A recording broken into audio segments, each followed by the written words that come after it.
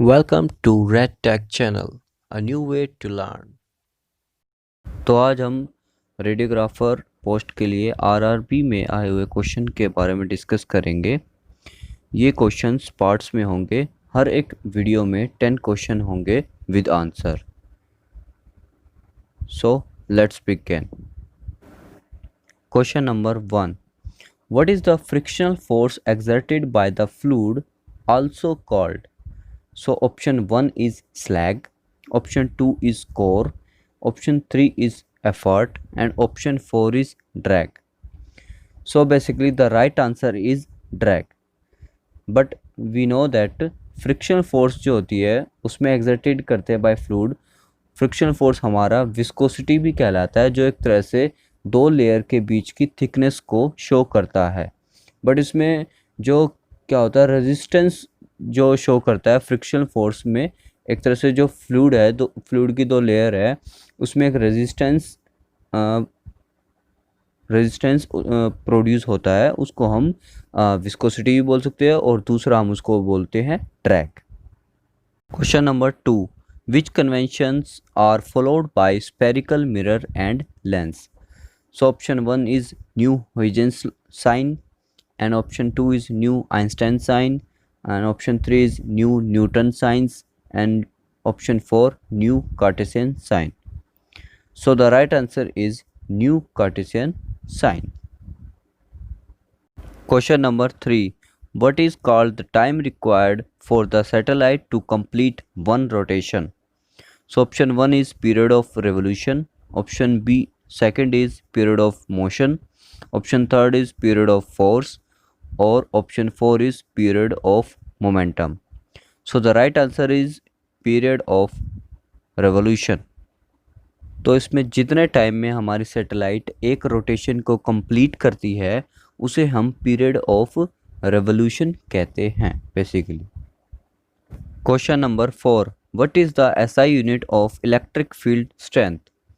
Option 1 is newton per coulomb, option second is henry per coulomb, option third is coulomb और newton और option 4 is joule और coulomb.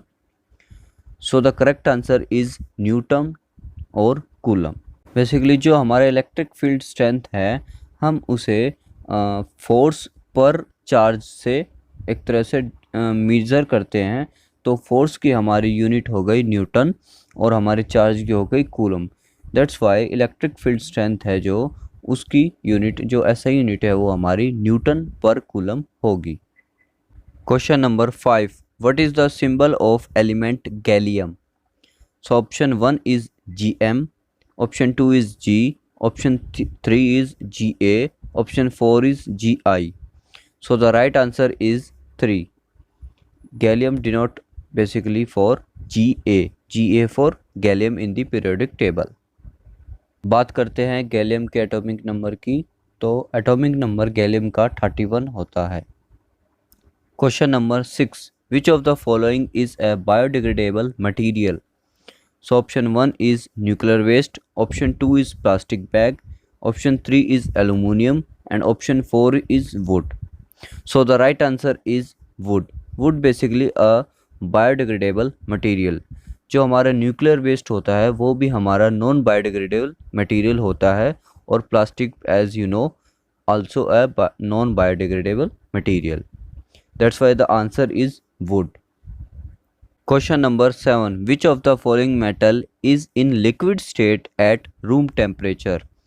Option 1 is mercury, option 2 is sodium, option 3 is sulphur and option 4 is coal. So the right answer is option 1 mercury. Example के तौर पे आप thermometer ले सकते हैं। थर्मामीटर में हमारा जो मरकरी है वो लिक्विड स्टेट में रहता है, as you know room temperature पे भी वो लिक्विड स्टेट में होता है। सो राइट आंसर है mercury. Question number 8, all green plants and bacteria which can synthesise their food by photosynthesis come under the category of? So option 1 is intakers, option 2 is food givers, option 3 is decomposers and option 4 is producers.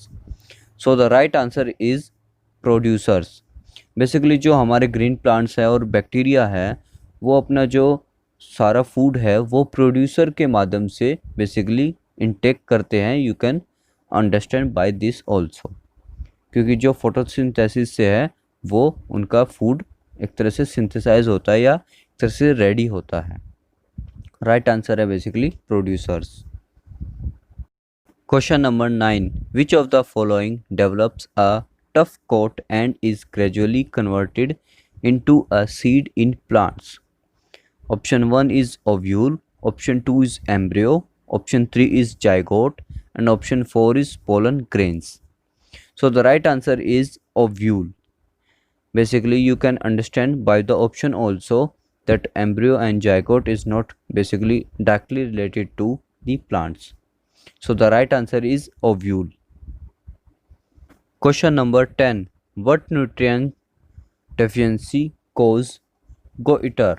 Option 1 is carbohydrate, option 2 is calcium, option 3 is protein, and option 4 is iodine.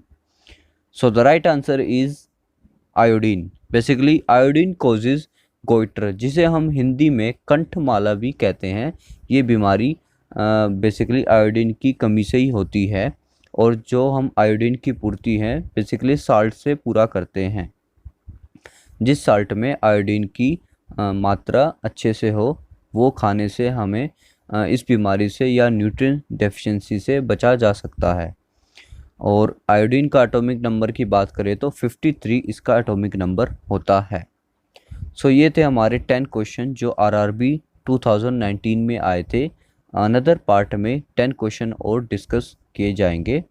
I hope you clear out all the points in the 10 question. So do subscribe if you like, and thanks for watching.